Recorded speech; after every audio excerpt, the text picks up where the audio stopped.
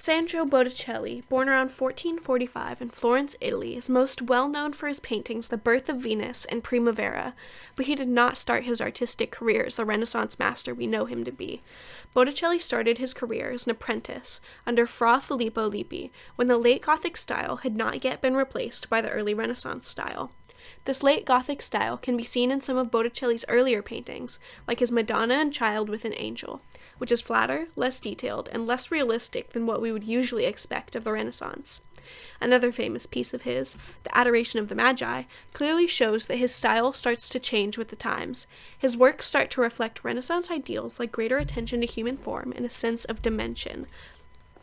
Now, in order to delve into the political and social impacts of this piece, we must first look into the Medici family, who were large proprietors of Botticelli's art, as well as into the public's view on banking and money lending. Banking was not viewed highly through the religious lens, because people thought of moneylenders as lazy and not actually doing any work, which, most importantly, meant that they weren't doing God's work. To put it simply, in a time when religion ruled, quite literally in some places, moneylenders did not have a good reputation. As a result, moneylenders started to commission tons of religious artwork, and often had themselves painted into the religious paintings they commissioned, all to try to remove the stigma of unholiness that was attached to their work. I can only assume the thought process must have been somewhere along the lines of, if they contributed greatly enough to religious art, and appeared in paintings alongside holy figures, then how could they possibly be unholy? Now that we understand the political and religious climate, as they go hand in hand, in regards to bankers and banking families, we can look more specifically at the Medicis, who commissioned some of Botticelli's most famous pieces. The Medici legacy started with Giovanni de' Medici, who got the family into banking and trading in the first place. But the connection between the Medicis and art, specifically Botticelli's art, began with Giovanni's son, Cosimo de' Medici. Moneylenders had had themselves painted into biblical scenes before, but what sets Botticelli's Adoration of the Magi apart is how obviously Renaissance it is. The scene has been shifted from a manger in Jerusalem to a site of Greco-Roman ruins, and techniques like linear and atmospheric perspective are utilized. On the right-hand side of the painting is the man who commissioned the piece. The three Magi, as well as the man in the bottom left-hand corner, are all Medicis.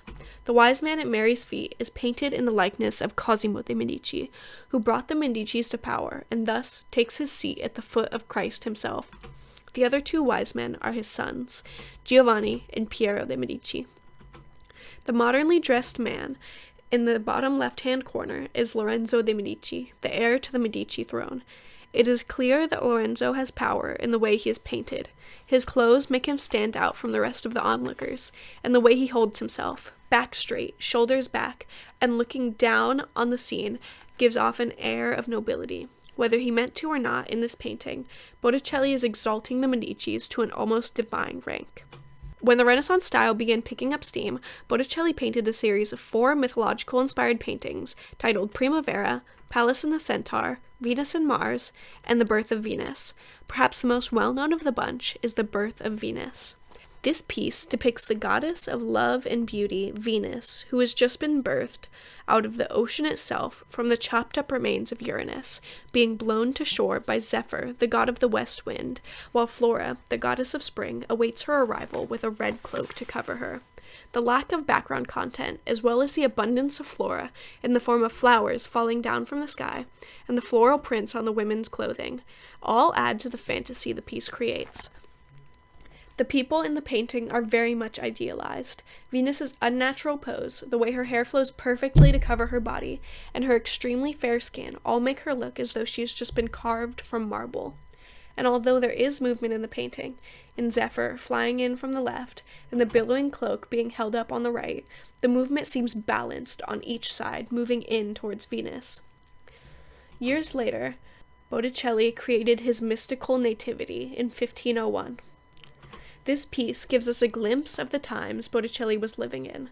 War, famine, and hardships were believed to precede the second coming of Christ, and with the Italian War rampaging across Italy, this idea didn't seem all that unlikely. Some believe that Botticelli was alluding to the impending rapture in this piece, echoing works of other artists who had done so. This explains the inscriptions at the top of the painting, which describe the immediate arrival of the devil. In 1490, prophet-preacher Savonarola arrived in Florence. He preached that the world was wicked, and that the day of judgment was coming. The devastation of the Italian War, along with some other conveniently timed tragic events, authenticated Savonarola's prophecies for many Florentines. Savonarola preached that Florence still had hope if they gave up their sinful ways, including art that was deemed blasphemous. And Florence listened. Botticelli was greatly influenced by Savonarola and his teachings, and it is believed that he may have participated in the destruction of art himself. Savonarola had helped resolve a lot of conflict, and he was Florence's hero, until 1498. Enemies of the prophet found and executed him. Some believe that, as a tribute to Savonarola, Botticelli painted one of the three men at the bottom of this piece in Savonarola's likeness.